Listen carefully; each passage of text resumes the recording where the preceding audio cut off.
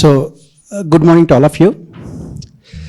Today we have with us Shivam Singh, who has secured 73rd rank in this year's UPSC Civil Services examination. First of all, let me congratulate Shivam on his spectacular success. As part of our interaction with Shivam, let us try to find out what are the major challenges that he has faced in his UPSC preparation and how he has overcome those challenges to reach this position. So, Shivam, first of all, let me, I want you to introduce yourself to our students here, your academic background. Good morning, everyone. It feels nice to be sitting here on the other side. Back in 2020, am I audible clearly at the back? Yeah. Back in 2020, when I went to Delhi, I used to sit that side. And the toppers used to come and they talk, obviously, anything. And so this is how my journey has been for past 5-6 years. And I have not been just sitting at home. I have been working. I have worked in previous 2 services. I got selected as a sub-collector, like what you call in South, it's called deputy collector there in UP, in 2021. Then I was posted in a district called Gorakhpur in UP for close to 3 years.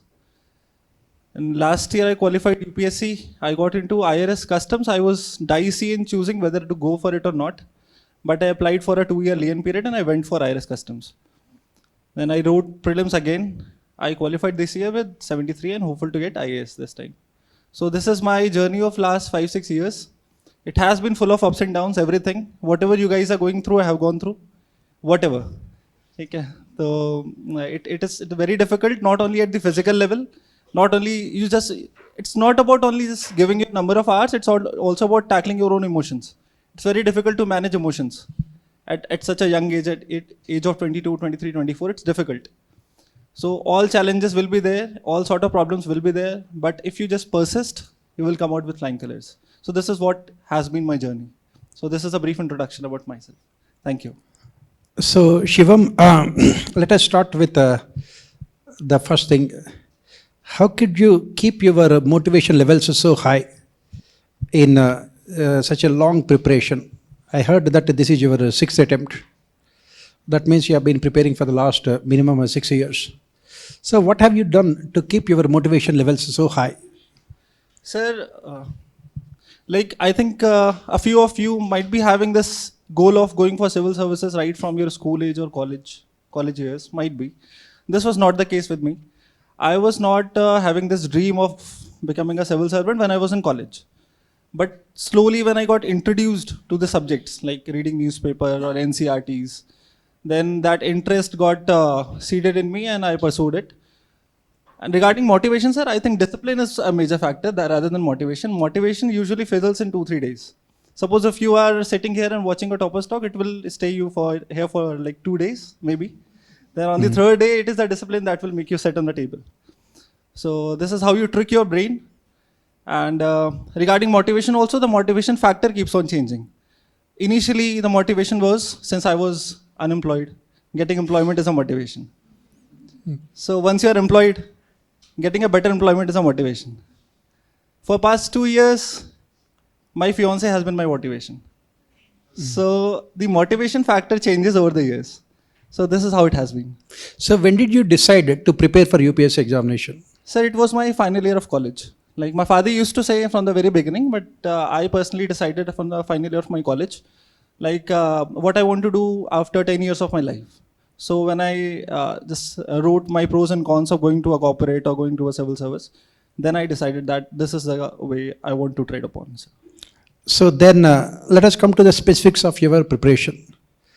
So how did you prepare for the prelims examination? It is considered one of the most difficult phases of your preparation. Almost 13 lakh people will apply. Around 6 lakh people will write. Only around 12,000-13,000 people will be clearing the prelims. Sir, it's a good way to just create anxiety among students by counting the numbers. But I think this is not how it works. And there are limited set of people who keep on toiling year after year.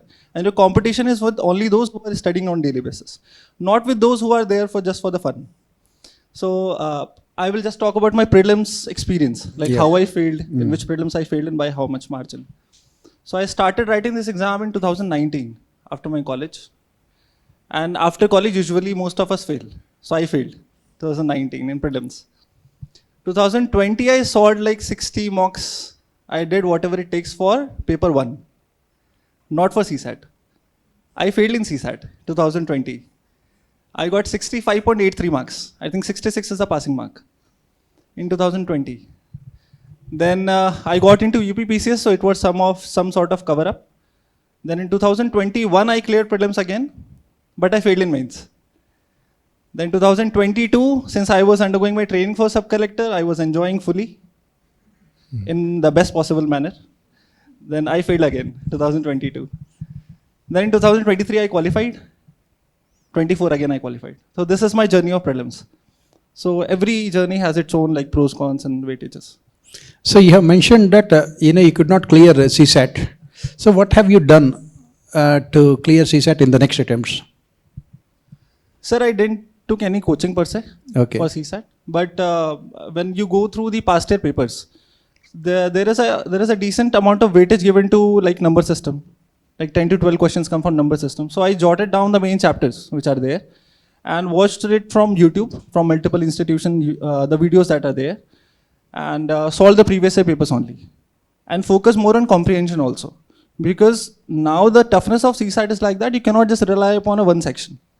If you rely upon maths, they will increase the toughness of maths to a level that you wouldn't be able to solve it. Obviously. So you have to balance it both. So this is how I managed. So still, I'm not able to get 100 marks in CSAT, but you only need 66 to pass. That's it. And coming to paper 1, how did you prepare for paper 1? So paper 1, it's very like you have to read the basic books which are there. I think most of you are aware of it. I'm not listing the book list per se. I will write it down later on. But I think those basic books form the basic threshold of your preparation. Like the NCRTs, the Spectrum, Lakshmikant, everyone knows. So I think if you want to clear prelims multiple times, then you have to break that threshold. That threshold can be break only by referring to those basic set of standard books and revising them multiple times. So I think revision is the key. Multiple time revisions. Like you must know on which paper this thing, which page number this thing is written in which NCRT. This sort of revision. And so my way of revising was like I used to write it down everything whenever I used to revise. For example, in class 12th NCRT, there is a geography NCRT, there is a concept of temperature inversion. So if I'm revising it in a library, I used to keep a rough copy on my side. I used to just read it and scribble. So I think this scribbling exercise imbibes everything in your brain. So this is how you do the active recalling. So this is for the prelims, and I've solved a lot of mocks in 2021 attempt, around 60 mocks. By solving mocks, you get that knack of solving the random questions, because now the randomness of prelims is also increasing over the years. You cannot just get the question directly from a book. So the fear of attempting a new question, all these sort of psychological challenges can be solved by solving like a lot of number of marks. So this is how it helped. And you have taken a Vision Prelims test series. Yes, sir. And Abhyaas also. Yes, sir. How helpful it is for your preparation?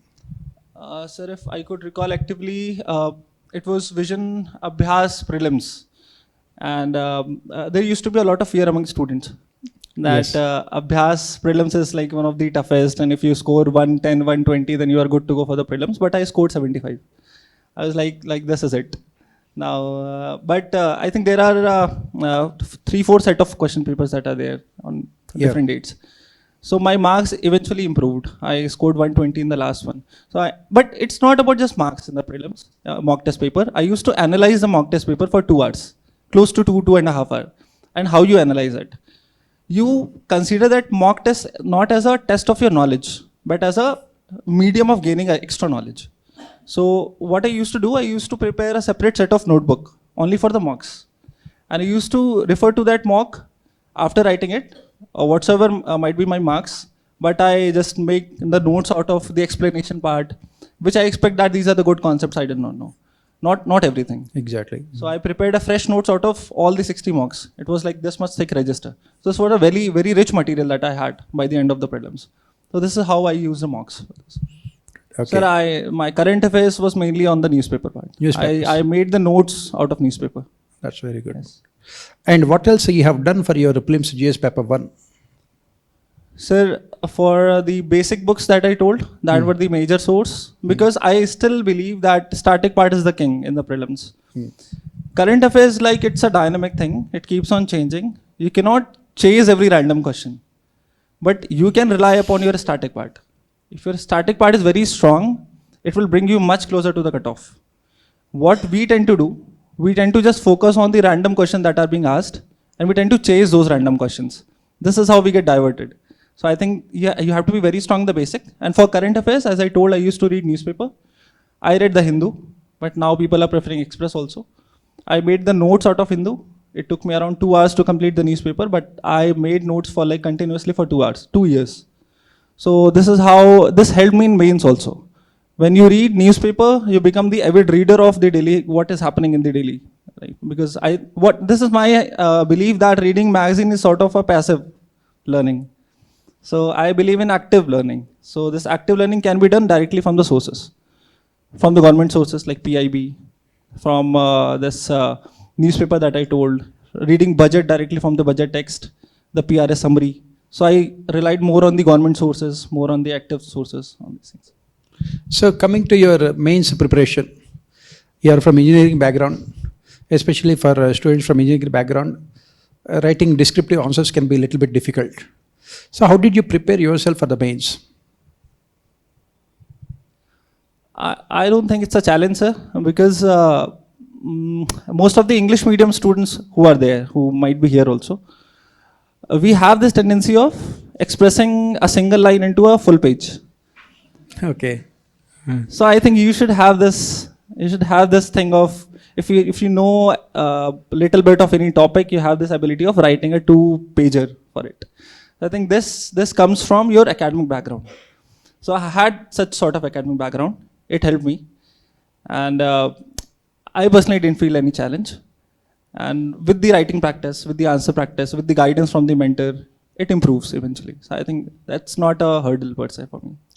Okay, coming specifically, especially for GS paper 1 in mains, how did you prepare for these topics like culture or world history or social issues? Sir, in paper 1, mostly the topics are static. Yeah. And the sources that we refer for prelims, like, does for 60% of the paper 1. But for the remaining part, like world history, I read the Tamil Nadu NCERT for the world history. It's very, very good. And questions are rarely asked from world history, but the questions that are asked are also directly. Yeah. So you can attempt that. And for art and culture, I read the prelims material only, like the fine arts NCERT. I didn't refer to IGNOU notes, the fine arts NCERT, and also the questions that are asked in the mocks, previous year papers and all. So I used to compile them and answer them. For society, I referred to the NCERT. So my basic source was always NCERT. I didn't refer to any high standard books and all. I never read any thick book.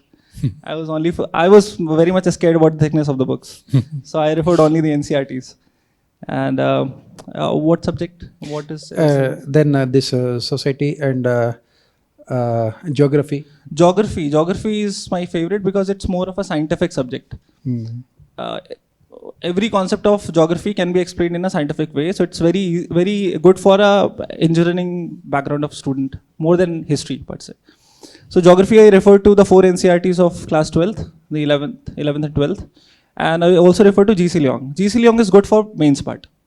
And prelims, they usually ask directly from the NCERT, but for mains, you have to be thorough with the GC Leong also. And for world geography, the mapping part is very important. This is how you score marks. Like, suppose if question comes regarding the like fossil fuel sources across the world. So you have to draw the map. You have to show the locations. You should know the location's name. So that can be remembered only by doing the mapping exercise. Like I remember in 2023, there was one question regarding these local winds. So you have to be thorough with that local wind diagram which is there in NCERT also and GC Leong also. So that can be imprinted in your brain after multiple revisions only. So I think these sources, multiple revisions, answer writing. That's it. And between GS paper 1, 2, 3, 4, which one did you give more focus, more importance in terms of your preparation? Sir, all are important. All are equally important. And I'm not able to decide, but I think GS4. Okay. GS4 because what I did, since I worked in service also, all my examples flow from my own field experience. I remember last year, this year only, there was one case study that was asked, suppose if you are an officer and you get surrounded by a tribal women, Yeah, and there was some issue. And so this is what actually happened with me Okay. when I was posted in a subdivision. Not the tribal women, but women of a village. So how I tackled the situation there, I wrote in the exam. So this is the edge that I had because of the experience, obviously. So I think in ethics, I made more application part. All my definitions were also applied. Not the rote learning, but I think applied. So I think I found ethics more happy to do for the ethics. I made more extra efforts for ethics also. I think you got good marks in ethics also this year. Decent amongst it. Decent, yeah. And what about GS paper 2, polity, governance, social issues and IR? Sir, for polity, we have the one book, Lakshmikant. Lakshmikant does well for the base of your polity, because in every question, whether it's applied or not, you have to start with the introduction, starting with an article or something like, but you have to prepare a repository of Supreme Court judgments also. Suppose if a question comes on right of privacy, you have to start with sources that are there. 365 is also there. That is there in the magazine also. And then, sir, for GS2, there is also one section of IR. IR is there. So IR I read from a magazine only. Like I wouldn't be taking the names, but from a magazine compilation. So I think what you should do in a mains, you should prepare everything theme-wise. We often overlook it. We directly see these 20 questions. But if you break down those 20 questions, every theme has 2 or 3 questions. Yep. If you prepare every theme properly, like I prepared society separately, wrote 5 to 10 questions of society separately. I prepared internal security separately, I wrote 10 questions separately. So if you just complete these themes per se, you will be able to answer those questions more promptly in the exam. It will take less time also. The sections which we often overlook, we feel like we will write disaster anyway. Disaster is very close to us, we will write disaster. Vulnerability plus hazardness is a disaster. But that's not how it works. You have to save your time also. For that you need practice. So you can prepare everything theme-wise, like prepare disaster as a separate theme. Write 10 questions. So this is how I done. And GS paper 3, people are always finding it difficult, and UPSC is also not giving marks in the last few years. Yes. So what have you done for GS paper 3, especially economy? Sir, like I have been on the both sides. Like last year I got marks in 70s, this time in 90s. But I think the one thing that made the difference is the introduction part. In GS, I think, GS3, I think they are looking more for the right factual information in the answer and not just blabbering around, which we generally do in other GS papers. GS3 is more of a factual, you have to be more direct. So I think the topic wise which are there in GS, you have to prepare the fact one pager for every topic. So this is how I done the GS3 first. And what about this internal security or disaster management or even environment, science and technology in GS paper 3? Sir, I refer to a material. Okay. And it was a compilation material of every GS paper. Okay. And I solved the theme-wise test series. That's good. Yes, sir. Okay. Then in an essay is always a big factor in ultimate selection. So what have you done for essays? Sir, in essay, last year I wrote average, I got 117. This time I wrote good, I got 98. Good. So I think I wouldn't be making much strong statements because I'm not eligible for it. But I think what happens in essay, they are asking more of a philosophical for past many years. Still, I would suggest something. You should do one thing. We generally open the dimensions in very traditional way, like politic dimension, economic dimension. This is I think it's a old age now. What I did last year, what I did is I referred to the dimensions which are very close to us. Like you should just, for example, there was a topic, not all who wander are lost, last year essay. So I started with the story of Gautam Buddha, and then I refer to my own self. Like if we look within, we are also wandering in our life. Like I didn't know what I had to do previously. I came here, I became IRS, I became IS. I didn't know. So I am just wandering. I am taking what life is giving me. So this is an individual level example. Then you jump to a family level example. Then you jump to a societal level example. So this is how you keep essay very personal. I hope you are getting. Yeah. Not just the political, economical, traditional dimensions that are there, but more of a social dimension, more of an individualistic dimension. And then talking about society, talking about India, talking about world, this is how I opened. And one thing that I differentiate in essay, I always root a counter dimension for an essay. For example, not all who enter are lost. There are many who already got lost. So this is a counter dimension. So what it requires? It requires a right guidance. Suppose if you are coming here for preparation, if you are not mentored properly, not guided properly, there is a high probability that these young minds might get lost in the preparation.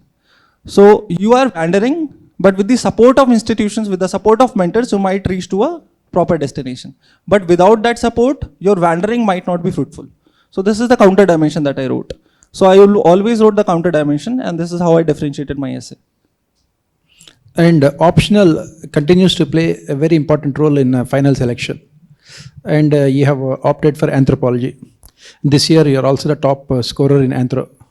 Some of our students have anthropology optional also. So you can guide them with your preparation for both paper 1 and paper 2. So this time I got 297 in anthro. And I was expecting to get good marks, but I think the key factor that helps in anthro now is you have to be very good at presentation, because everyone is writing good in anthro. There is high competition in anthro. For presentation, you have to draw multiple maps, flowcharts, diagrams, especially the archaeological anthropology part in which you have to draw maps. I even draw the potteries, the huts, and everything I drew. So these things are not just obvious. You have to draw it on paper. It reflects good when the examiner is checking. Even if you are going through a book without any diagrams, you won't be liking it. So this is how the NCERT is also made. NCERT is very strategically made. It's made for students of class 9, 10th, not for the graduates. But they draw a very good diagram. They keep the people engaged in the NCERT. So this is how the government is also doing. So you do what the government is doing in the paper, in the government exam. So this is how we do. And sir, in anthro, if we go to more minute details, then for every topic there is a definition of an anthropology. So I think in exam writing an anthropologist definition, even for silly things like culture, you define it by Malinowski's definition. You can define by your own definition, but that's not how you get marks. You get marks by writing a definition given by an anthropologist. Third thing is, what differentiated from the last time, I got 270, this time 297, is writing case studies in every answer. I would take an example. There was one question regarding tribes in Jharkhand. So I wrote a case study also, like their eating habits, how they are malnutrition, a particular tribe. So prepare case study for every topic that is given in the anthropology syllabus. Answer for all this, I had only one source. Okay. I didn't refer to any standard books. I didn't refer to any topper materials. I didn't go for any coaching for anthropology. I didn't solve any test series for anthropology. Oh. I had this writing habit. I'm good at expressing thoughts. I wrote lot of answers for GS. So I think the speed part and paper completion part was already covered. Presentation was also covered. I only had to focus on content part. So there was one source I will be sharing later on. There is one source on YouTube, and section of videos are there, but they have their own Google Drive material. That's very bulky material, but I think that is the one source that I only relied upon. They made it out of many standard books. I think they have done their homework. So we just need to read it properly. They have good diagrams, they have good flowcharts, they have good case studies, everything you want, they have it. I think I used only that source. I will be sharing that link with the sir, or later on you can connect. I think, sir, to be honest, I did this only. Okay. Yes. Because you got very good marks. Yes, I think, sir, the answer writing and presentation part. Maybe I think originality is there. Yes. Originality. Now coming back to personality test, how did you prepare differently for this personality test? Anything? Like, am I talking too fast? No, no. Everyone is getting at the back? पीछे वाले तो पढ़ने आए ना? पीछे से ही topper होता है. I used to be at the back because I used to be late. In Delhi there is a long queue before. I think how many of you have been to Delhi coaching centers? I don't Anyone? think so. No. So sir, you must be knowing. Yeah. There is a long queue before entering the coaching. Like Exactly. for 2 hours, you used to be there. Whenever I used to be very early, I used to read newspaper in those 2 hours. To enter into classroom itself, it will take almost. I had like 1-2 very good friends in 2020. It's an informal discussion part. So we used to just read the newspaper. Then we used to sit in the class. We used to ask questions. Like, have you read this news? Like for the whole day, we used to just cross questioning each other. So I think that imbibed a very good habit of reading and retaining things in mind, because you have this fear of my friend will ask and I wouldn't be able to answer it. So this was the fear. So all these silly things help. Okay, we laugh easily. This is all these helps. If you have good friends, you discuss with them. They will point out your fault. Then you build upon it. So like this preparation is not to be done in very siloization. If you just sit in your room and prepare for like 7-8 hours, you will get bored. You must have someone who is always checking upon you, who is always questioning you, questioning your ability, even demotivating you at times. You require that person. So this is the informal. You mean to say that it is better they have a peer group among themselves? Only 2-3 people. 2-3 people. Not a big group. And because big groups often goes to a tea stall. And they should also be serious. They should also be serious also. They should be serious. Yeah. So this is how now this discussion comes to how you find those friends. Exactly. This is a different question. Because you often attract your own self. If you are serious about your preparation, you will attract someone who is also serious about your preparation. So we were talking about personality today. Yeah. So I gave 2 interviews for UPSC, and last year I got 182. This time I got 193. So personality per se, I think the most important factor is the confidence. You should have the confidence even if you know nothing. That should not be reflected on your face. Like, I am feeling anxious, but it's okay. I am feeling anxious, but it might not be reflected the way I am talking to you. I am anxious because this is the first time I'm interacting with the students. So this is how you trick your own self, because it's humanly not possible to not feel anxious.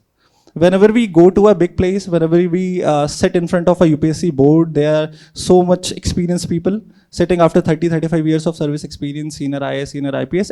You are bound to be anxious. And also you have to answer them. And your preparation of 2-3 years depends upon those 30 minutes. So a lot of things are at stake. Many students, after scoring 800 marks in mains, they get 130 in interview. So everything is dusted there only. So I think, sir, confidence is the one thing. Then giving lot of mocks. Last year I gave around 15-17 mocks because I was free. This time I'm presently undergoing training. I attended only 4-5 mocks. Preparing your background very well, your hometown very well. If you are coming from any corporate service, your previous experience very well. Focus more on the applied part, like how your background can be applied in civil services, how your previous service or corporate service can be applied in civil services. Your learnings, they are more focused on listening your applied part, not just the learn part. So I think the confidence, the application part, your hometown explanation and all, situational based questions, be more articulated. I think don't take a pause. Take articulation, frame answer in mind, and then speak. Because whenever they ask any question in which you have to give your opinion, if you all of a sudden speak, that means you have not thought well. So they don't want an officer who is not able to think well. I think being more patient, being more humble, showing gratitude that you reach to that level. So all these things, don't be arrogant. I think there are many minute things that help. I think that interview guidance program usually generates a personality once you reach to that level. Coming to some generic questions, does academic background really matter? Sir, like I already mentioned that I come from a background that provided me a good vocabulary. So if you come from such background, it definitely gives an edge. But that's not a disadvantage for the other section. Because I have friends who are from the Hindi medium, they scored under 50 rank. So things can be done in every cases. Depends upon how much hours, how much effort you are ready to put in. If you create it as a hurdle in your mind that you come from such a background, you don't know how to speak good English, you don't know how to express your opinions. So everything can be challenged with a lot of hard work. But if you keep complaining, there are no solutions. So you should not believe on the stories that are created outside. This exam is a very, very good process exam, very transparent exam. You just need to put in what it takes, you will get the result. And how to overcome the insecurities and fears in the entire preparation process, because this is a very long drawn process. Insecurities will always be there. After selection, there will always be insecurity. Insecurities are of different kinds. Presently, we have the insecurity of getting to a home cadre or not. Some have the insecurity of getting to IAS or IPS. So after selection, there is a lot of overthinking. Before selection, there is a lot of overthinking. So don't think that this insecurity is gonna end once you enter into service or get selected. So if you frame these insecurities as a normal part of your life, it will become easy to manipulate, to maneuver. But like, don't let the insecurities get into your head. It's very normal to feel in a particular day. It's very normal to not study one day. It's very normal to just roam around for a one day. It's okay. But I think not getting bogged down because of the insecurities, that's what I want to say.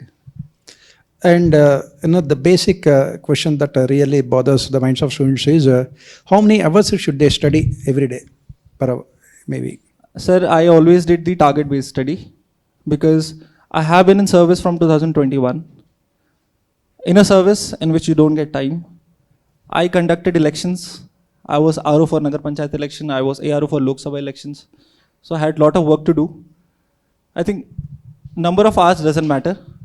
It is the targets that matter. If you have the target, like in a week you want to finish this much section of a GS3 paper, if you achieve that in 2-3 days, you can ease upon for the rest 2-3 days. So I think I did target-based study for that. I mean, there is no fixed... Sir, if I count number of hours, then at some times it might have reached to 14 hours. It might have reached to 4 hours. So there is no constant number of hours that I studied. And should they be preparing simultaneously for both the prelims and mains, or should they be segregating? Yes. No. I think you have to select the main subjects that you must complete before prelims. One is optional, you should complete before prelims. Other is ethics. These two, if you prepare before prelims, you will give after prelims time for answer writing for these. And rest of the GS 1, 2, 3 can be prepared after prelims also. Because you are referring to the prelims notebooks. And these are the basic for mains also. So I think you should prepare optional beforehand and ethics beforehand. Rest can be prepared after prelims. Yes. In prelims, in a GS paper 1 out of 100 questions, how many questions you have targeted as such? Sir, again, it's a very relative question because I never went inside a examination center with a mindset that I have to attempt 90 questions. That was never in my mind because it depends upon toughness of the paper on that day. I remember in 2021, I got 120 something in prelims. I attempted only 74 questions. So I think you have to find your own flavor. And that can be found only after solving mocks. Suppose if you solve 50 mocks, you will come to a conclusion that your hit ratio is more better if you solve 85 questions. Your hit ratio is more better if you solve just 70 questions. So you have to find your own strategy. And it also depends upon the toughness of the exam on the given day. So it's very variable. Last year, the cutoff was only around 76 marks. Yes. So how many questions did you... I attempted 73. 73 and I think I got 51 correct. 51 correct. Okay. This year also the cutoff is around 87 marks. This time, sir, since I didn't prepare well, I attempted 90 questions. Okay. And also prelims was better as compared to last year. Okay. And in prelims, there are so many subjects are there: polity, economy, history, geography. So what are the ones which you have focused most? Sir, there is a huge weightage for polity and economics. And also the questions can be solved very easily if you are calm. So I think you should not mark incorrectly those questions which others are marking correctly. So this is how you be in a competition. Suppose if a question comes on Article 19, and if you mark incorrectly, then the person next to you is marking correctly. You are already out of the competition. So I focus more on huge weightage questions like polity, economics, and less on questions like science and tech. Because science and tech is more of applied questions. Mostly the answer is all of above, but not now. So it can be answered that way. More like keep your mind open. Just think like in a real life, can this be happen? Because in UPSC options are set in that way. If you keep your mind open, keep it applied, not just focusing on what you have learned in the preparation, but also the applied part. So you can solve many questions with a common sense also. And all of them are preparing for the first time. So what kind of advice can you give to them so that they can clear this examination in their first attempt? It's good to clear in first attempt. All the best. People have cleared. Every year people clear. I don't know how, but they do clear. And so the one advice that I want to give, I come from engineering background. I studied in IIT. I have seen all the glimmers in life. But I went to Delhi. When I went to Delhi, I stayed in a very small room. My day started at 6 a.m. I went to coaching. I went to library. I returned from library by 10 or 11 in the night. I used to get my food packed from a roadside vendor. I just go inside my room. So what I want to say, for those 2-3 years of your preparation, you have to be cut from the rest of your life. Like I never used WhatsApp for 2 years, from 2021 to 2022 maybe. So you cannot give your time to everything. You have to find out your preferences. This time your priority should be the exam. Everything, your friends, your family, your close ones will wait. They will post your status once you are selected. So this is how life is. People value only if you are selected. So you have to gain that value once you are selected, then rest of things can be followed upon. Rest of things, your WhatsApp, your Instagram status can be updated daily. But I think social media is one thing that I stayed alone. That's very important. Okay. And for answer writing, did you write many answers or did you focus on writing quality answers? So this time I focused a lot of answer writing, and sir, fortunately I got a very good mentor this time. And if you want, I can share the contact. Okay. So I was his one and only student. And fortunately for me also, fortunately for him also, yeah, I got this rank. And sir, I solved around, I think 350 to 400 questions, theme-wise only. 10 questions for IR, everything like this only. Then FLTs for that question, that mentor. And sir, there are many institutions like this also, which organize the offline mocks, the simulation part. So I solved around 3 major coaching simulator offline. I gave one in Gorakhpur, I gave 2 in Delhi. So I think if you do a dry run before prelims, your body gets used to of that stress that you're going to face for 5 to 10 days of mains examination. Because it's very physically challenging also. Writing 3 hours in the morning, 3 hours in the evening. You have to get your thoughts, your knowledge flow continuously. Because if you are stuck in one question, you will leave 2 or 3 questions in the end. And that will put you out of the competition. So I think, sir, this is how I practice. I saw a lot of mocks individually also and the simulators also. Okay, now I think let us take questions from the students. What do AIR2 Harshita Goyal and AIR3 Dongre Arshit Parag have in common? Apart from securing top ranks in UPSC CSE 2024, they both began their journey with the General Studies Foundation course at VisionIAS. They didn't wait to feel ready. They built readiness step by step with structure, strategy and support. If you are feeling stuck, overwhelmed or unsure where to begin, that's not a flaw. It's a signal that what you need isn't more hours, it's a better direction. And that's exactly what the VisionIAS GS Foundation course is built for. Here's how we guide you from day one. Structured step-by-step learning, prelims, mains, CSAT and essay, all taught in a way that's easy to absorb and hard to forget. No fluff current affairs. PT 365 and Mains 365 filter out the noise, so you focus only on what matters. Mentorship that adapts to you. Real one-on-one support to fix your weak spots, refine your strengths and build your confidence. Test plus feedback loop. Not just marks, but meaningful feedback that helps you grow with each attempt. Don't just prepare harder, prepare smarter with the same foundation that built toppers.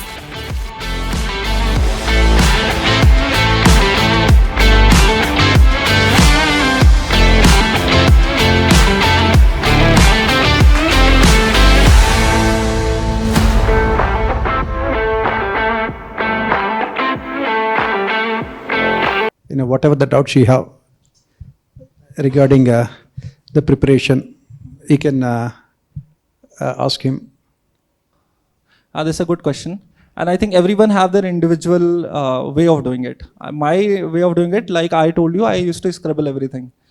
In the 5 days of gap that I had before Anthro, I filled 2 rough copies of this much thickness. I have this habit of reading and writing everything. So once you read and write everything continuously, it gets you into your subconscious. So this is how I remembered everything, by writing everything. I cannot just close the book after reading. I have to write. This is how I gain confidence also. So this is my way out. You can find your own way out. This is one way out, I think. That means you prepared a synopsis of everything that you have studied. Sir, for NCERT, I didn't prepare a synopsis. I read directly from the NCERT. But after multiple readings of NCERT, every page was by heart. Okay. Yeah. And for other topic, for example, newspapers. Newspaper, I prepared notes. No, you prepared notes. Yes. Okay. Every day you prepared the notes, and before the examination you revised that notes. Yeah. Every day I prepared notes. I added it with an institution's daily current affairs, so that if anything is left out, that can be covered. And before exam, I used to revise intermittently also. Once in a week, I used to revise. And then after, I revised, I think 20-30 times maybe. So everything got imbibed. It used to come automatically. This is how you become Baba. And what are the government sources that you have referred? Sir, for every bill, I refer to PRS summary. Okay. Like suppose if any bill comes today, you can, by the evening, you can take the PRS bill summary. PRS website. One page summary. And similarly for budget, you can take PRS bill summary. Budget summary. For economic survey also, they will have a summary. I referred all the government sources that are available online. Any ministry reports? No. Sir, people usually read this Niti Aayog 75 and all. I didn't refer to it. Because I think I was in service also. So I think what I am thinking, that must also have been written in the book also. Okay. So I used to write what I used to think right. And I hope that it is also written in the Niti Aayog 75 report. So did you read this India yearbook? No. No. Okay. You don't get time also. Yeah. Okay. So time was the most challenging for me. Exactly. So I was not able to refer to all the materials. But whatever I had in my hand, I revised it incessantly. I think revision, confidence is the key. So any other questions? Yeah.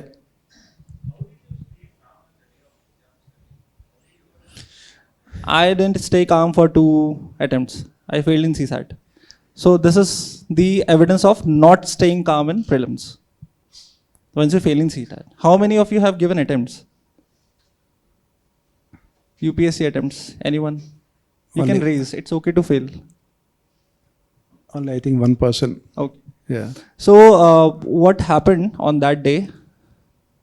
My paper 1 went well. But it was a very random paper. So you should not start calculating marks after paper 1. This is one thing. You should not start Googling things. Ki I have marked this in paper 1 and shit, I got this wrong. So you should not do this. You should just focus upon giving the next CSAT paper. People usually falter in CSAT because once you don't solve 4 or 5 questions of maths, you start panicking. So this is how I improved myself in the further attempts. And for staying calm, you should have a nice sleep before the exam. You should eat and drink well on the exam day. Usually it's in the summers, so it's very important. Stay at a very comfortable place. Whenever you go for an exam to a center, spend money to stay at a very good place. So this is what I did for mains also. I spent a lot for a hotel. I stayed in a very good hotel because the ambience also impacts you. Suppose if you are going for a mains paper and the receptionist talks rudely to you, it will get into your head. So don't allow anything to get in your head before exam. This is how you cut the clutter. You cut the clutter by staying away from your phone. You cut the clutter by staying away from negative people before the exam. So this is how you stay calm. You can follow meditation also. I didn't follow. You can follow. This is how people suggest. Did you do any meditation or yoga? No. I tried.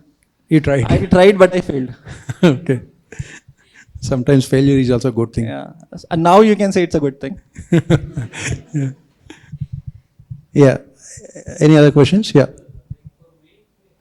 There are certain, I think, bullet points that I will state. One is, if you are able to complete a paper, that is one thing. Because completing paper in mains is the most important thing. Second is, if you are able to write all the questions above averagely, not best answers. Because in the actual exam, nobody is writing the best answer. It's a game of relativeness. Okay, you have to be in the above average slot. That is the second thing. Third thing is, you have completed all the sections of the GS papers, syllabus. These are the three things. First is every part of the syllabus. Second is completing all the papers. Once you achieve this level, you can be ready for writing the mains exam. It happens in prelims also. So whenever you sit for a prelims, you hardly know, I think 25, 30, 35 questions, but you have to attempt 80 questions. So how you do that? I will tell separately for prelims and mains. For prelims, you do that by solving lot of mocks. When you solve mocks, in mocks also they have many bouncer questions. So for every bouncer question, see, this is a game. Prelims is a game. You consider this as a computer game. There are 4 options, so you have to find the right one. So that can be done, one, by the knowledge, by a lot of practice. Once you do a lot of practice, you subconsciously generate the knack of finding the right option. That right option will eventually start blinking after your eye. This much you solve the mocks. So I think some mocks are the key for prelims. For mains, I think everything is coming from a point of a syllabus. Be it a random question, but its root are from the syllabus. You have to identify that root.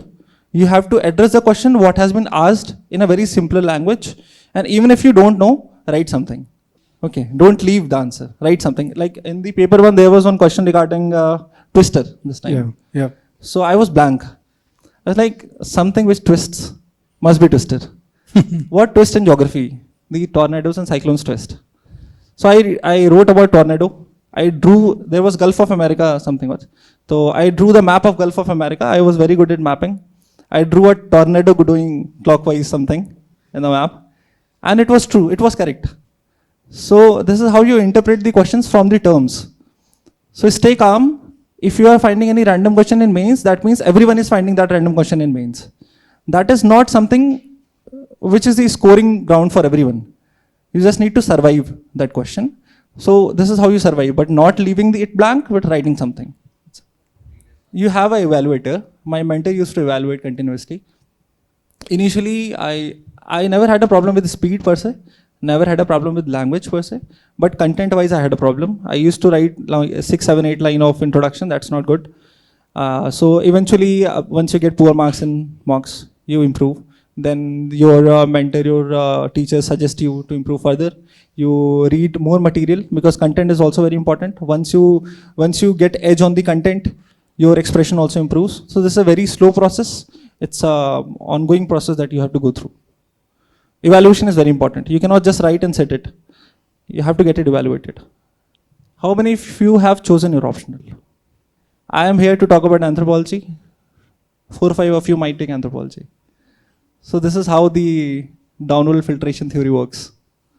So this is how I chose anthropology, and I have been very true to it also. Like after 2, 3 attempts, people think that now it's time to change the optional. But I think anthro has a very good blend of biology and good blend of diagrams. If you are good at drawing, it's very good. And if you are good at science, it's very good. If you are good at understanding human society, tribal society, it's very good. So it has everything what you may like, because every optional will have a certain section which people don't like. So it's not like one optional, you will like everything about optional. You have to survive with that optional. You have to love that optional. And once you give a decent amount of time, it will give it back to you. That's it. That's how it works. Every optional is good. Sir, how to analyze previous year questions? See, what I used to do, I used to sit with all the previous year questions. I used to sit with the syllabus. Then I used to sit with the blank A4 sheet. Then I wrote ki this section of a syllabus has been asked in 4 questions. I used to write this. This section of the syllabus has been asked in 2 questions for the past this much year. Now you are also getting the previous question analysis printed also. I think many institutions are doing that. I did actively. So this is how you find out ki which section of syllabus is more important over the year. So you prioritize those sections. Suppose internal security is important because it gives you 3 questions. 2 15 marker, 1 10 marker. So this is how you set the preference for your preparation. So this is how the previous year question helps. Once you prepare that theme, you write those previous year questions. So this is the way out. This is how previous year question helps. You have to do a guesswork in prelims because the odds are always against you. So if you solve 4 questions and you mark 3 incorrect, 1 correct, scores are level. But what if out of 4 you got 2 correct and 2 incorrect? That adds to your total score. This is how the maths of prelims work. So you have to do guesswork. That guesswork should not be blindly. It should not be like 1, 2, 3, 4, C. It should not be like this. It must be, the guesswork works once you start eliminate the options. So prelims is about finding the right option. How you do that? By eliminating the wrong options. So the guesswork comes from knowledge. It's not random. That's how we call it knowledgeable guesswork. It's a guesswork, but knowledgeable guesswork. By elimination technique, you eliminate the options, you see the options, then you further eliminate, you come down to 2 options, then you take a guesswork. High probability of getting the questions correct. It comes with the practice. So there is always a concept in polity, because if they are asking a philosophical question, there is a concept that emanates from a particular section or particular judgment and all. So I think those would be classified as a tough questions under polity, but that can also be answered if your basics are strong. So I think you should make your basics so much strong that you are able to link every question to its source. Because questions are never out of syllabus. And even if the question is tough, you can leave. No one is asking you to solve the 100 questions. You can easily succeed after solving 75, 80 questions. You have to frame your mind that way. People are solving 100 questions, but I think that's highly risky. So you need not to be 100% learned for the prelims part. You just have to qualify the cutoff. So you can use Google also, na? You can, for example, if any term is very tough, you can do the Google, you can read the background part of it, then write it in the book itself, ki this term means this. So you have to do this work for first time only. Then for multiple revisions, it will be easy. And sir, one important thing I want to add, this time I use ChatGPT also, a lot for mains. I will give you an example. Since I had less time, so I didn't have time for referring to this ancient notes, medieval history notes for mains. There was one day I was sitting in an office. I just wrote ki this time Pallavas questions can be asked in mains.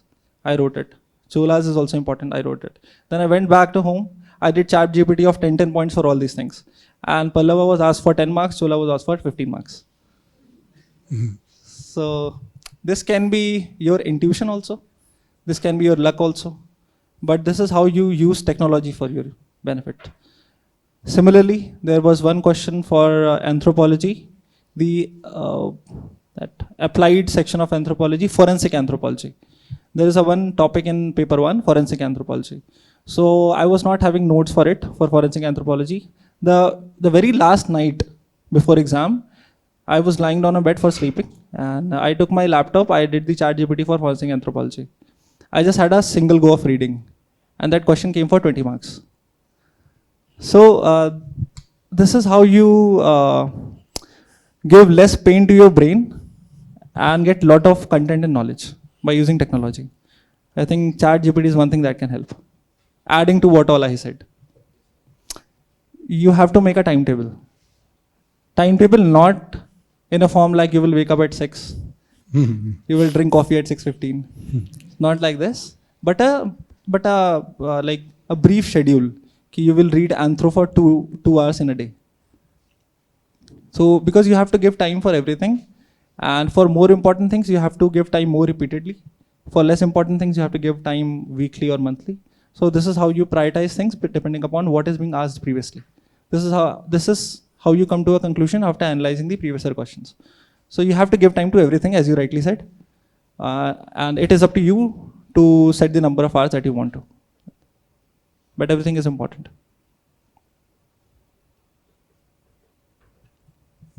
No questions from this side. Just completed my PU. That's my grade 12. And I started my preparation a week back. So as a fresher, what advice would you give me? Not planning to go to college? I am going to college, of course. Not enjoying in college? Sorry? Not enjoying in college? I'm not going to a college first. My college starts from next month, 26. It's too early. My aim is to clear in the first attempt. So it takes Mine was also to clear in first attempt. Yes. I'm starting it 3 years before. Yes. So I think I have some time, extra time. Yes. What advice would you give me as a fresher? I just As a fresher, you should prepare your basics now. You should not read current affairs, because I think after 4 years, current affairs will not be current anymore. Yeah, so you should focus only on the basics. Read only NCRTs. Have the habit of sitting for longer number of hours. Have the habit of reading books, because I think how many of you have the this hobby of reading novels and magazines? Like, I never read any single novel because I was not having this habit of reading books. So if you have, it's good. If you don't have, you generate the habit of reading at this level. And read NCRTs, enjoy life, that's it. Things will eventually become difficult over time.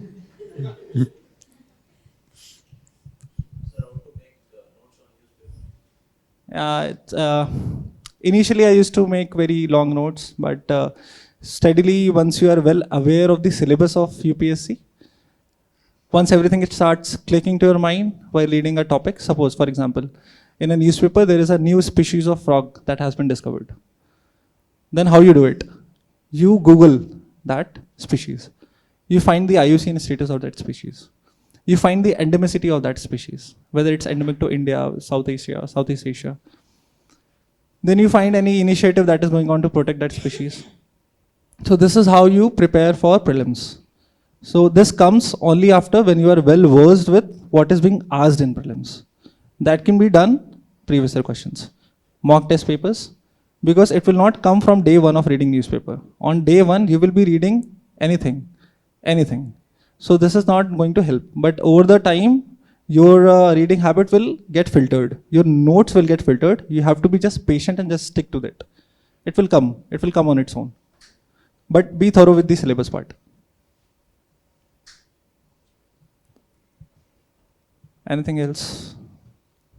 On anything apart from preparation also, like how to challenge, how to tackle when you are not feeling like studying, what to do when you don't feel like studying, what to do when you feel the guilt that you have not studied for a day, and what to do when you score very less marks in mocks.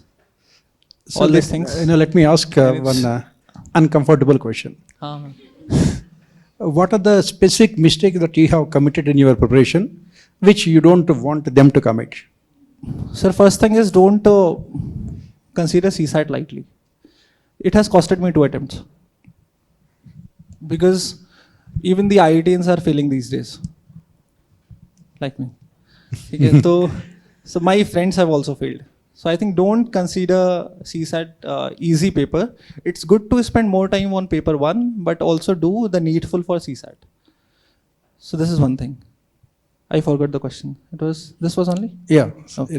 What are the mistakes? And another mistake that I did is not doing the answer writing. That's how I got very low rank last year. I didn't do the answer writing. You can do the answer writing once you have sufficient content, not enough content. If you have the sufficient content, you can start your expressions, your thoughts to flow on paper. Be it be a very bad answer on the day one, but at least start writing. This is how you generate this habit of completing the paper. Completing the paper is most important.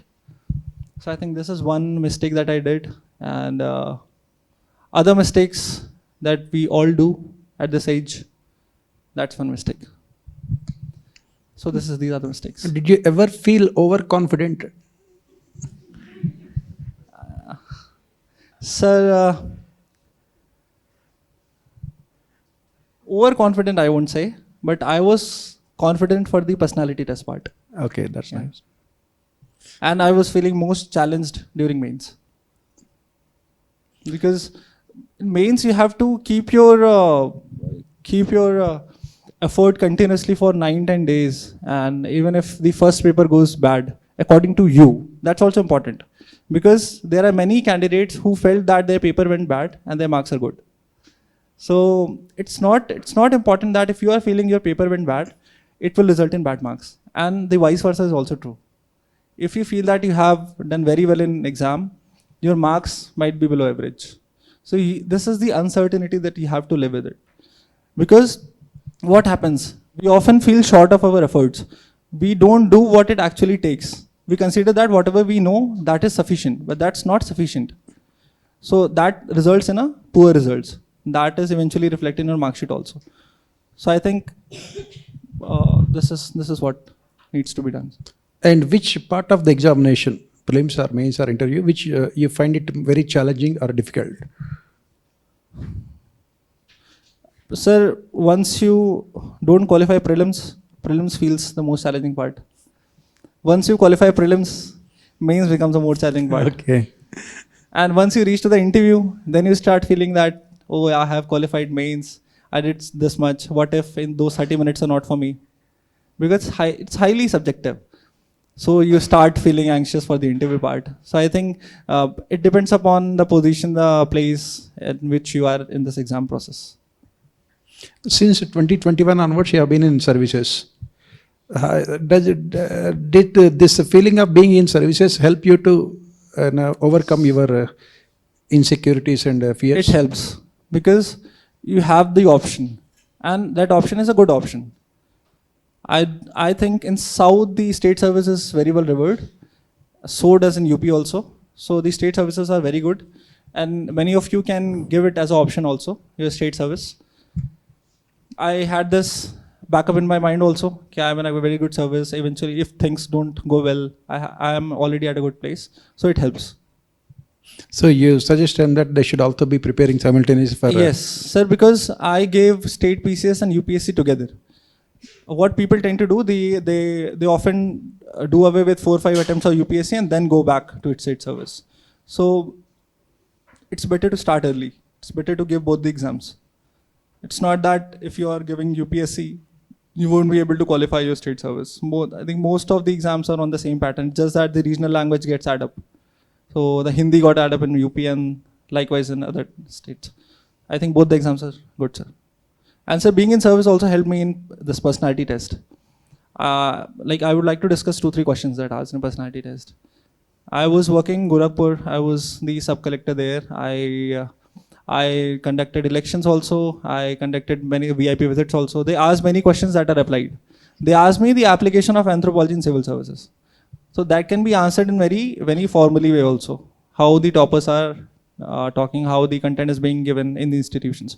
But what I said that when I was working in a subdivision, I got this issue from a village regarding a dominant caste. We were not able to find the underlying cause. Then we used this X concept of anthropology for solving that problem. And this is how I solved this issue. So by doing the service for 2-3 years, your answers become more analytical, more applied, more close to the ground reality. So this helped me for increasing my marks from 182 to 193. So I think this helped also. NCERT preparation is not a separate preparation. These are your bread and butter in these days. You have to read NCERTs only at this stage. And you have to be thorough with the NCERTs. And how you read NCERT? You read it, for the first go, you have to read it line by line. Then you go to the previous year questions for like 8 to 10 years. Then you will find out, okay, this section of the NCERT is more important. This is less important. After second reading, you will focus more on the important areas. After third reading, you will start to learn those areas. Then after further readings, it will get solidified in your brain. This is an ongoing process which you filter it along with the previous year questions and the question papers. So what is this significance of PYQs, previous year questions, in both prelims and mains? Sir, it provides the trend which is going on for the examination. For example, if the mains per se, if the world history questions are hardly there, so you get the thought that it's not that important. if we compare it to the society, because there are 5-6 questions from society. So from previous year questions, as I already mentioned, you can set the preferences of the most important things that you have to do firsthand. So this is how previous year questions help to get the taste of UPSC and also get the preference of list that you have to prepare. So you are interviewing me now. You took mechanical as an optional. Graduation. You can take other options also. Like, because mechanical engineering, if I being honest, because syllabus is very huge in mechanical engineering. It has both the theory. I am from mechanical engineering. It has both the theory part, the applied part, the strength of material, design of material, all numericals, heavy numericals are there. So I think it's better to take optional for which material is easily available, guidance is easily available, and it's scoreable also. And you don't, because you have to give a lot of time for GS also. So you have to tread very strategically in this exam, not emotionally in this exam.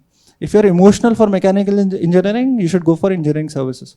And because there are 9 papers in mains examination, you have to give equal weightage to everything. If you give more time for mechanical engineering and less time for GS, eventually it will reflect in your scores. So I think strategically. If you are very good at mechanical, you can take mechanical. People have cleared with top ranks. But I think it is you who have to decide your own position in mechanical engineering and then whether to take it or not.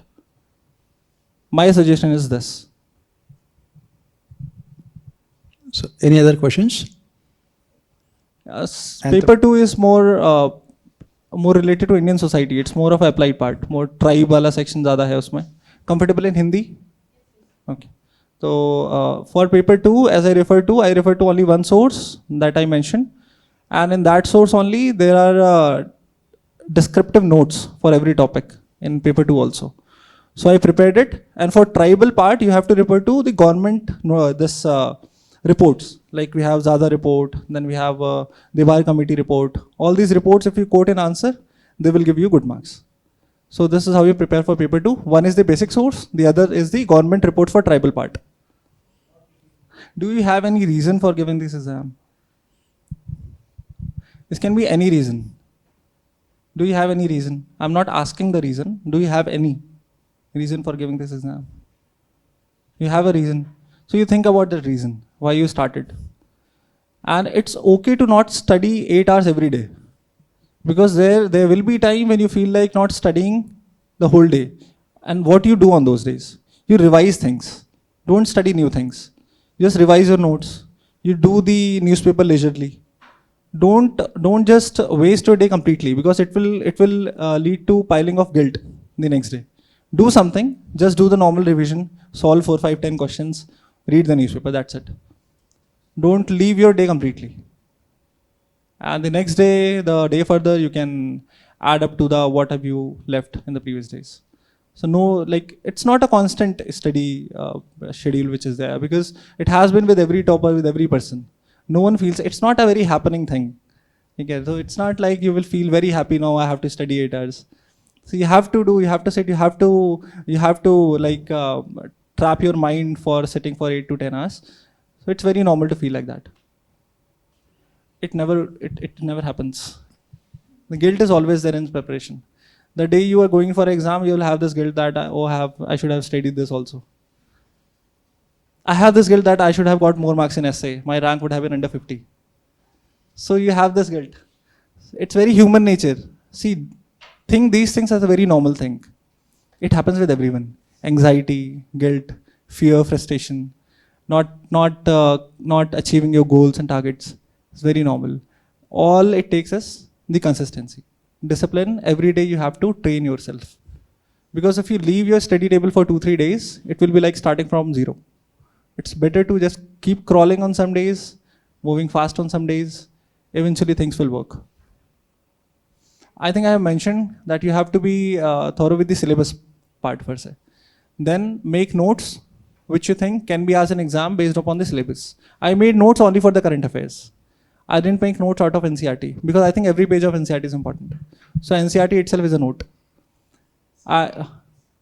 Separate books for spectrum and all. No, I didn't make notes. I was thorough with every page of spectrum. So this is how you prepare for prelims.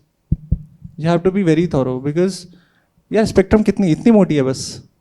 I think ज़्यादा हुई होगी अभी, ठीक है. I had this habit of keeping the old edition only because the new edition was very bulky. My friend said, let's purchase a new edition, but I was sticking to that red color old edition. That because that was thick, that was a little bit thin. So after multiple times revising, highlighting everything, writing everything in the book becomes very close to you. You don't feel like preparing a separate note out of it because I feel everything is important. So if you are good with preparing notes for everything, then it's up to you. But I think you should stick with the NCRTs and standard books with the book per se. Everything is important in those books. Sir, sacrifice did you make to clear this week? How to change the main sacrifice something? Sacrifice. Yeah, sir. Like What are the people. what are the sacrifices you have made to prepare for this examination? Yeah. One which I told that you have to stay away from the social media. If you call it a sacrifice, then it is a sacrifice. I don't think it's a sacrifice. All these are the contributions that you are making for your own life. These are not sacrifice. All these are not going to vanish from the world. They will be there. Okay, once you become a IAS or IPS, all these will be there to praise you. And if you don't, they will be there to curse you. Okay. So I don't think there is anything we call it a sacrifice. All are contributions. If you are staying away from your friends, it's a contribution for your own better self. It's not for it. You are not doing charity for someone else.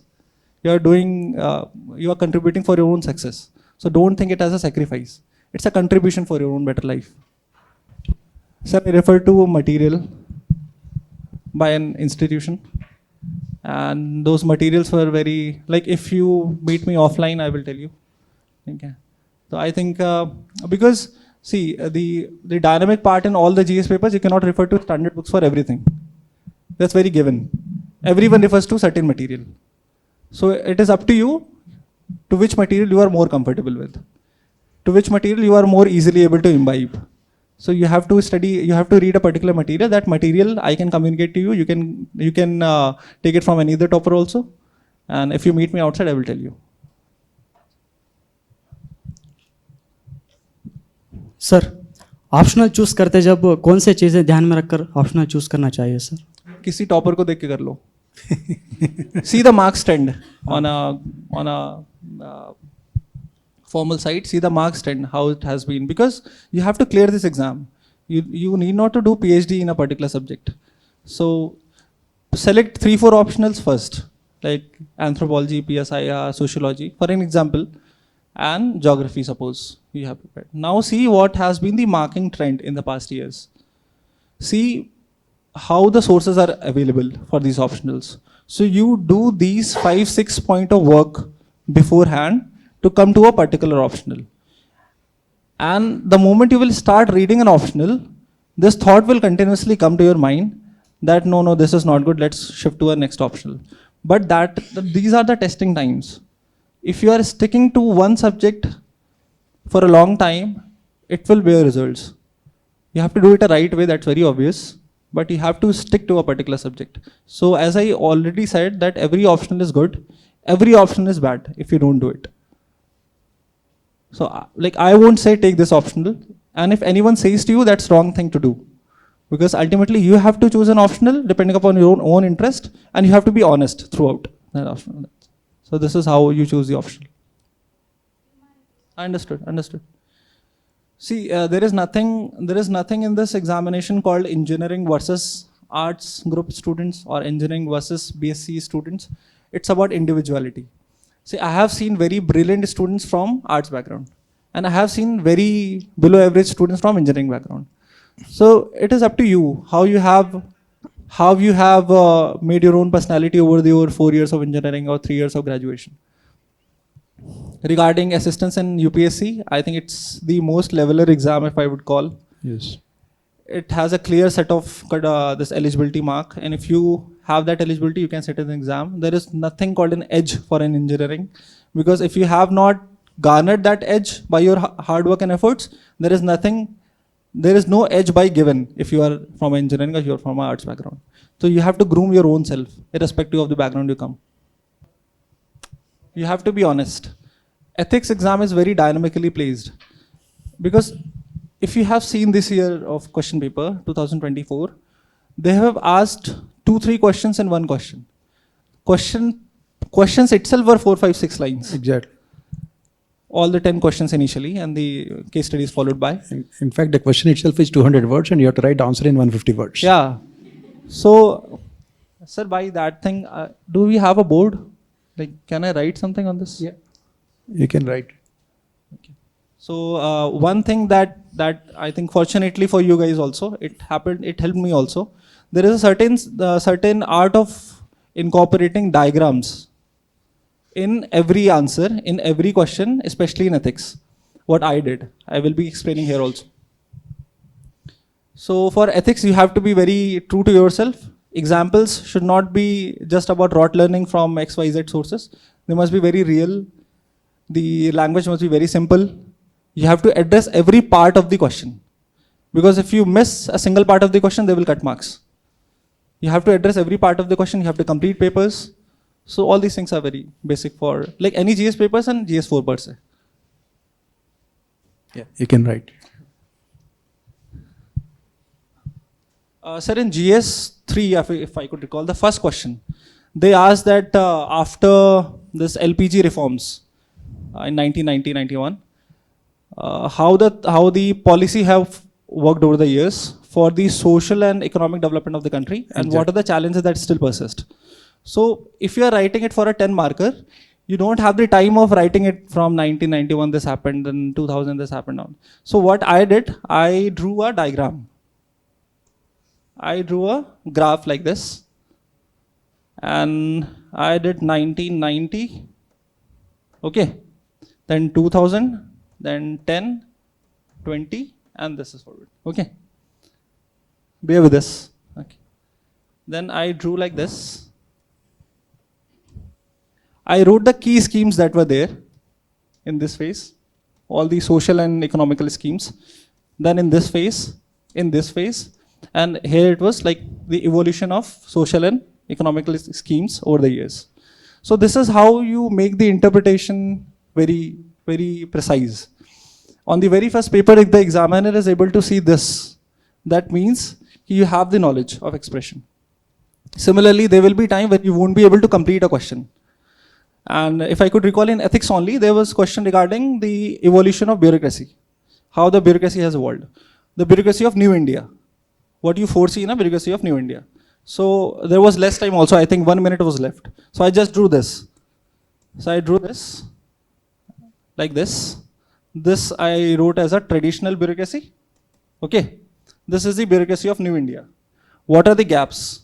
Flexibility, accountability, responsiveness, and this. So this is how your bureaucracy has to move. Something like this. So I have a very good link of this diagrams. This is done by Animesh Pradhan sir of last year rank 2. So I went through his video and it helped. I think if you could incorporate these diagrams in all the GS papers, it's very good. I will share the link. Yeah. Online resources, like if you like there is a syllabus. Syllabus can be not the syllabus which is given by UPSC, but syllabus from past year papers. Like number system is asked heavily, like 13-14 questions are there. Then series wala question, aptitude based questions. You prepare a syllabus. Then you go to YouTube, search for any institute, sit there for 2-3 hours, prepare a particular section, solve the previous year papers. This is how you keep on doing. I won't be able to take names. I will tell you outside. I have. You want to be a follower?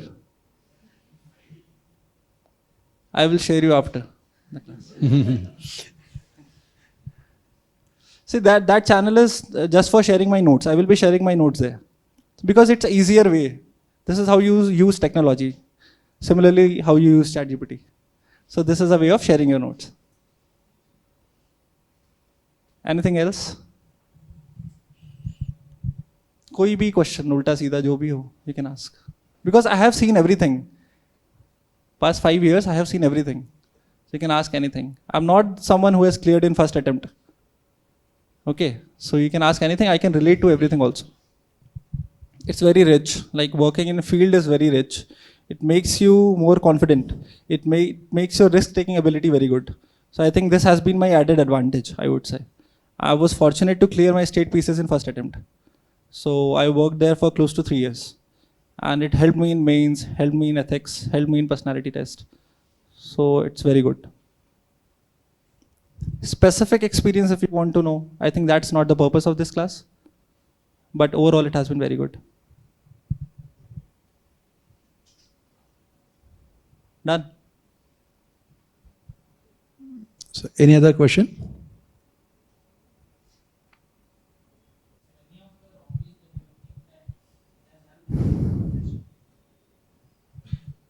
Hobbies you have to fill in DAF. Okay. No. So I used to play computer games in my college. After that, I didn't get time, but I wrote computer games in DAF. And now this domain of computer game has evolved a lot in India. We have esports, we have fantasy games, we have regulations coming every day and now. So I think that was one good thing, good hobby that I put in the DAF. You have to be very strategic and calculative before putting a hobby in a DAF because your whole interview might revolve around that hobby. Okay, so discuss with many people before putting anything in DAF.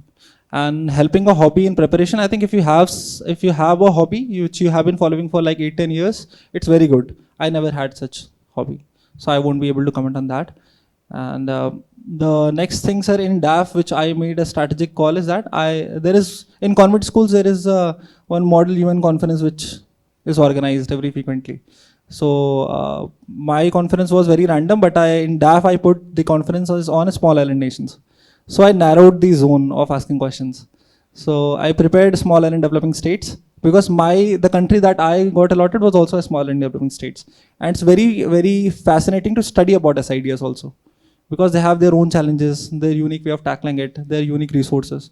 So I think if someone reads a DAF and sees that the SIDs is written, then the questions will be asked. Obviously. So this is how you use your experience, use what you have done properly for answering questions. So this is what you do in your DAF analysis and all. I mean, do they need to develop any kind of hobbies to clear this examination? No need to develop. If you have, you can continue. No need to develop a separate hobby because this exam itself is a taxing process. Don't develop a new hobby. Otherwise, you will be following that hobby only. Okay. Your main focus should be to clear this exam. That's it.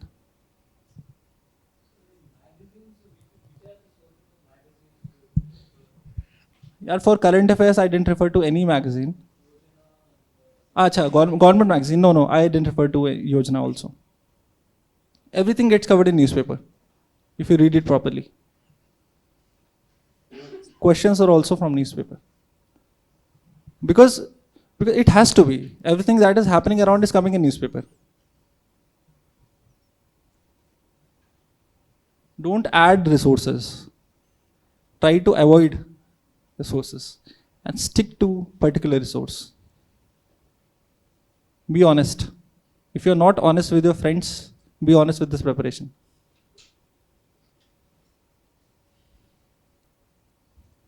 Anything else? It's good to be a selfish in this preparation phase. No, seriously, if your friend is saying let's go for a movie, it's okay to say no. Because that friendship won't help. Nothing will help. Only the value addition that you are making to your preparation is going to help.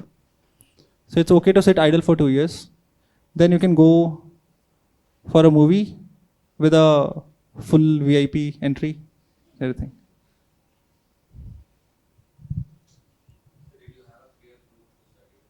Initially, when I was in coaching, I was there for just before COVID. For 8 to 9 months, I was in Delhi. I had only 2 friends. They were also good. And both of them were also selected in some or the other service. So if it comes natural to you, like if you naturally attract one person, I hope you're understanding. If you're naturally attracting, suppose him as your preparation partner, that's okay. But don't force it. You have to be with someone for studying. It's not a compulsion. It must come naturally. If that person is adding value to you, that means it's organic. if not adding value to you, that means it's on compulsion. That should not be there.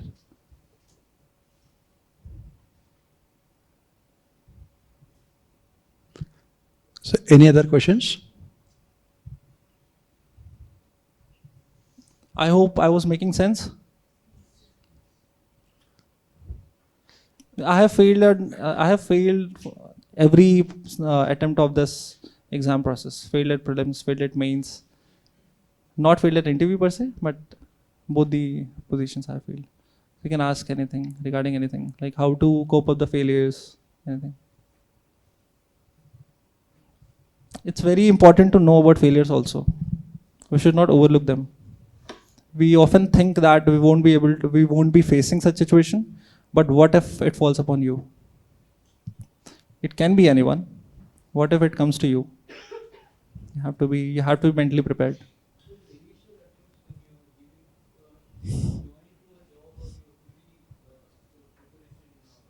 Yeah, in 2019 I started preparing, and in 2019 UPPCS prelims I qualified December. It happened on 15th of December. So fortunately I went into service very early in my preparation. So that's how I wasted UPSC attempts initially, because once you get into a service, I was very young back then. So you get a lot of attention from people, start getting a lot of attention from people. Then you become complacent. Okay, so that's all happened with me. But eventually I realized that a lot of big things can be done in life.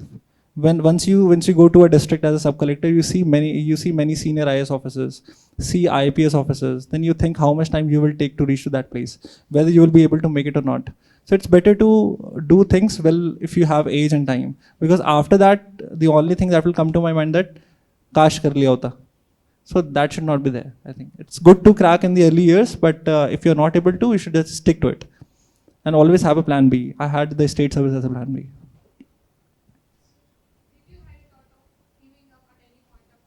Many times, I think on daily basis, sometimes. It is like this. And I think it must be happening with all of you. It is happening, na? It happens. But it's a momentary thought, I would say. And I still remember 2020 summers when I used to sit in library. After lunch, I used to just sleep. And I feel like why have I chosen this field? I used to see different job openings in online कि कहीं पे कोई भी काम दे दे ऐसा करके. So there will be days. Then what I used to do, I used to write my emotions. So this is how you channelize them. I used to write what I am feeling, why I am feeling this. What if I leave my study table at this point? So you write 4 or 5 points. You write what you are feeling. If you keep a diary, a track, like what you are feeling, you just write it down. It will lower the burden from your brain and you will be able to focus more. But it's okay to give 20% on Sunday, someday, 50% on another day, 80% on another day. It's very normal. Very normal to feel like that. Before results, nobody knows. Even on results came, I think 2 p.m. on 22nd. And on 21st, I was hoping कि यार at least IPS मिल जाए. है ना? So I was not hoping of getting a double-digit rank. I was hoping to get a good rank, but obviously not double-digit. If someone says that he or she was hoping he will get under 50, most of the time I think the person is lying. Because it is like that. You have written, you have done your part, because not everything is in your hand. You have to be dependent upon luck. And how you garner luck also. There is also a technique. People say na, you are very lucky. So how you become lucky? You become lucky by doing good for others. Okay. Like for 4 or 5 years, I have been in such positions where I had this opportunity of doing good for others.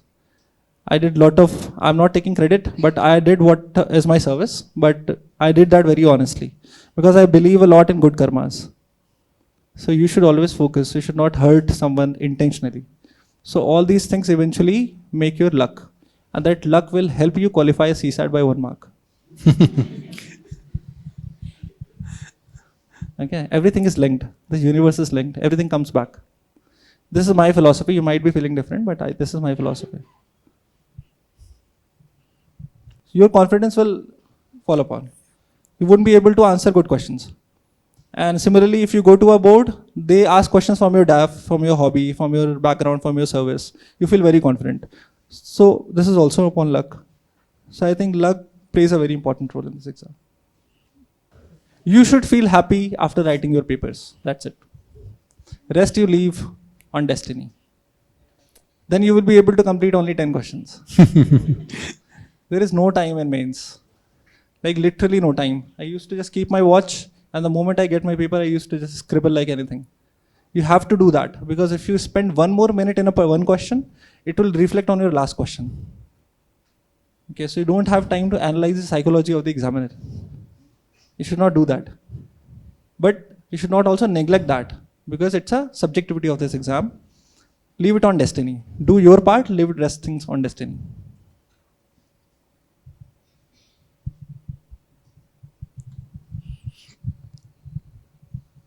So I think all your questions are answered. And I sincerely thank Shivam Thank you, sir. for giving us this his invaluable time to answer all your queries. I hope all of you have benefited immensely through this session, and follow his suggestions regarding your preparation. Best of luck. And thank you once again, Shivam, Thank you, sir. for your time, precious time. Right? Thank you.